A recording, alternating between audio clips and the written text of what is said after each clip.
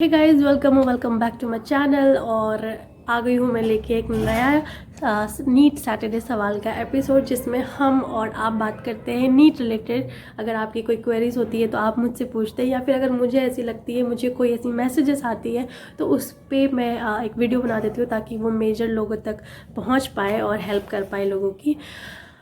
Start करने से पहले एक वीडियो में एक डिस्क्लेमर देना चाहूँगी कि अगर आप उनमें से हो जो वाइट कोट और गवर्नमेंट सीट या फिर जिसके 600 प्लस मार्क्स आ जाने पर ही उनके वीडियोस देखते हैं, तो फिर ये वीडियो आपके लिए नहीं है, क्योंकि मैं इनमें से कुछ भी नहीं हूँ। मैं एक नीट एस्पिरेंट थी और जिस वजह से मैंने अपने पूरे जर्नी में बहुत ज़्यादा स्ट्रगल किया, बहुत ज़्यादा चीज़ों को सीखा है, और मैं वही उसी के हेल्प से अपने एक्सपीरियंसेस शेयर कर पाती हूँ और अपने हिसाब से आप लोगों के लिए कुछ बेस्ट ही सजेस्ट करती हूँ, कुछ भी गलत नहीं सजेस्ट करती जिससे कि आपका नुकसान हो।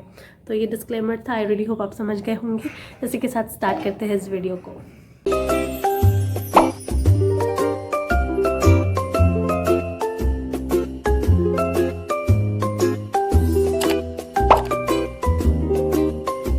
तो गाइज़, एक लड़की का मैसेज आया था, मतलब मेल आया था मेरे ईमेल पे।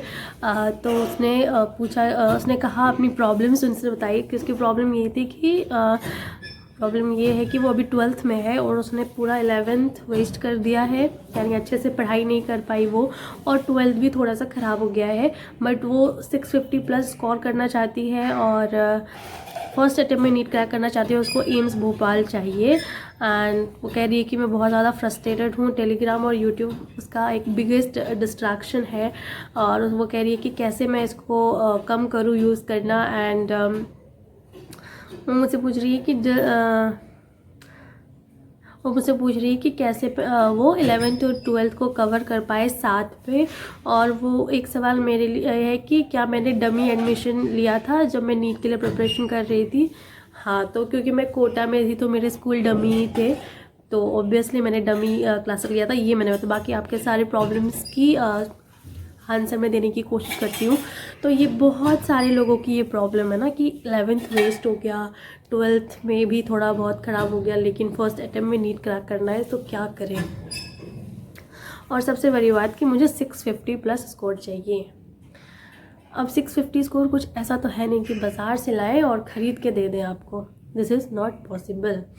650 स्कोर का ये क्यों टारगेट है आपका? मैं तो ये कहूँगी, क्यों 650?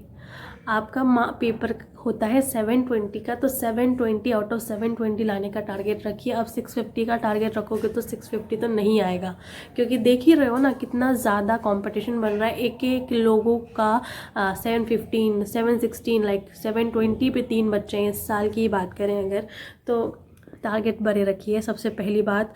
और कभी भी मार्क्स पर फिक्स मत कीजिए, क्योंकि आपको नहीं पता है ना कि अगले साल क्या होने वाला है। मैक्सिमम स्कोर करने की कोशिश करेंगे, 720 आउट ऑफ 720 करने की कोशिश करेंगे, ये मेरा कहना है। मानती हूँ कि ये पॉसिबल थोड़ा कम है, लेकिन लोग कर तो रहे हैं ना, तो क्यों आप भी तो कर सकते हैं ना, मेरा ये मानना है। और यही मैं सजेस्ट करूँगी, अपने टारगेट्स बड़े रखें ताकि आप उसके आसपास तो पहुंच जाएंगे। तो अगर आपका 11th पूरा ही वेस्ट हो गया है तो आपके लिए ये सजेशन है कि आपको अपने 12th के जो आप पढ़ रहे हो उसमें से आपको टाइम निकाल के 11th को देना होगा। ये सिंपल से बात है। जहाँ कभी अगर हम अपना टाइम वेस्ट करते हैं तो कहीं जाके ज़्यादा मेहनत करना पड़ता है। और मेरे हिसाब से आपको आराम से आपका डे प्लान करना चाहिए कि आपके किस तरह से क्लासेस है, कब आपके आज का काम ख़त्म हो रहा है यानी 12th वाला पोर्शन, और फिर आपको टाइम निकाल के 11th को देना होगा, क्योंकि यही एक मेथड है जिसके साथ आप साथ साथ कर सकते हैं। और कुछ जो रिलेटेबल चैप्टर्स हैं उसको साथ में पढ़ने की कोशिश कीजिए। और फिर कोशिश कीजिए पहले बायो से स्टार्ट करने का, क्योंकि एक मेजर पोर्शन जब ख़त्म हो जाता है बायो का 11th पोर्शन, क्योंकि 22 चैप्टर्स हैं, उसको आप डेली अपने रोज़ के पढ़ाई के साथ साथ 11th वाले चैप्टर्स एक एक कर करके पढ़ना स्टार्ट कीजिए, क्वेश्चन सॉल्व करना स्टार्ट कीजिए। टाइम लगेगा थोड़ा सा, बट कुछ टाइम करते करते ये चीज़ आपकी अच्छी हो जाएगी और चैप्टर्स अच्छे होने लगेंगे, कॉन्फिडेंस बिल्ड होगा खुद ब खुद ही। दूसरी चीज़ें जो 11th 12th में अगर आप हैं तो आपके बोर्ड्स होंगे, तो डिपेंड करता है कि अब आप कौन से बोर्ड से हो। अगर आप सीबीएसई से हो तो आराम से अच्छे से पढ़ के ही देना होता है। और मतलब हर स्टेट बोर्ड्स के भी ऐसे होते हैं, बट क्योंकि मैं सीबीएसई से थी तो मुझे बोर्ड्स के टाइम में बहुत ज़्यादा फोकस करना पड़ गया था बोर्ड्स के लिए, क्योंकि मैं ऐसे बहुत डर गई थी कि यार हमेशा एमसीक्यूज़ करने की आदत हो गई है, लिखने की सब्जेक्टिव आंसर करने की आदत नहीं है। तो हमें प्रैक्टिस कराई जाती थी एलन में वैसे कभी कभी, तो हमने उससे किया, फिर खुद से भी घर पे करना पड़ता था, तो वो सब करना पड़ेगा। उसके लिए कोई शॉर्टकट नहीं है, मुझे नहीं लगता कि कोई बता भी पाएगा, और कोई बता रहा है यूट्यूब पे तो फिर वो गलत बता रहा है, क्योंकि मुझे नहीं लगता कि सक्सेस का कोई शॉर्टकट होता है। उसके लिए आपको हर स्टेप्स चढ़ना ही होगा, आप स्किप नहीं कर सकते कुछ भी। हाँ, लेकिन आप चाहते हैं नीट क्रैक करना साथ में, तो मैं आपको ये ज़रूर बोल सकती हूँ कि अगर आप 12th अच्छे से नीट के लिए भी पढ़ोगे ना, तो आपकी मेजर चीज़ें ऐसे भी हो जाएंगी। बस आपको थोड़ा सा लिखने का प्रैक्टिस होना पड़ेगा, प्रीवियस क्वेश्चंस देखने होंगे। तो एक चीज़ ये है कि 11th ठीक करने के चक्कर में 12th ख़राब मत करना प्लीज़। 12th के क्लासेस अच्छे से करना, क्वेश्चन सॉल्व करना, सारा कुछ अच्छे से करना उधर। फिर यहाँ पे टाइम निकाल के हफ्ते में आप एक फिजिक्स का चैप्टर ले लो, एक केमिस्ट्री का, एक बायोलॉजी का, इस तरह से एक हफ्ते में 3 ऐसे चैप्टर ले लेना, और धीरे धीरे थोड़ा थोड़ा करके पढ़ना। ऐसे पढ़ना कि वो लंबे समय तक याद रहे, ठीक है। और कैसे पढ़ना है, अगर आप कोई भी कोर्स देख रहे हो, कुछ भी देख रहे हो, लेक्चर्स देख लो, नोट्स बनाओ, क्वेश्चन प्रैक्टिस करो, और टेस्ट देना बिल्कुल मत भूलना। तभी आपको फ़र्क पता चलेगा कि आपका वो चैप्टर आ रहा है कि नहीं। इस तरह से करना, यही एक स्ट्रैटेजी हो सकती है, यही एक तरीका हो सकता है जिससे आप फॉलो कर सकते हो। लेकिन सबसे बड़ी बात है कि 12th को पीछे मत कर देना इस चक्कर में। जो चीज़ रह गए हैं उसको साथ लेके चलेंगे, लेकिन जो अभी चल रहा है उस पर बहुत ज़्यादा फोकस होना चाहिए, ताकि आपका बोर्ड्स भी अच्छा हो जाए। और नीट के लिए भी 12th इंपॉर्टेंट ऑब्वियसली है ही सही, तो आपको ये सारी चीज़ें समझ आ गई होगी जो मैंने कही है। इसको अप्लाई करके देखिए, डेफिनेटली फ़ायदे होंगे बहुत ज़्यादा, क्योंकि ये आपके साथ ही नहीं, हमारे साथ भी हुआ है, सबके साथ होता है, तो लोग ऐसे ही करते ही हैं, यही एक तरीका होता है करने का। तो इसे आप करिए एंड डेफिनेटली आपको चीज़ें क्लियर होने लगेंगी। सवाल उसी का ये था कि यूट्यूब और टेलीग्राम बहुत बड़ा डिस्ट्रैक्शन है उसके लिए, तो ये आप पे डिपेंड करता है कि आप कैसे कंट्रोल करें। ये कुछ ऐसी चीज़ें हैं जो पूरी तरीके से ऐसे गायब नहीं कर सकते हम ज़िंदगी से। गायब तभी करोगे अगर आप फ़ोन, अपना स्मार्टफोन हटा दीजिए, आप छोटा फ़ोन रख लीजिए। क्योंकि मैं देखा करती थी कोटा में बहुत सारे लोग जो लेके आए थे स्मार्टफोन, फिर उनको जब लगा कि डिस्ट्रैक्शन हो रहा है तो वो फिर छोटे फ़ोन लेकर काम करने लगे। यही एक तरीका है, और ये अगर आप कर सकते हैं तो डेफिनेटली कीजिए, बहुत ज़्यादा फ़ायदा होगा।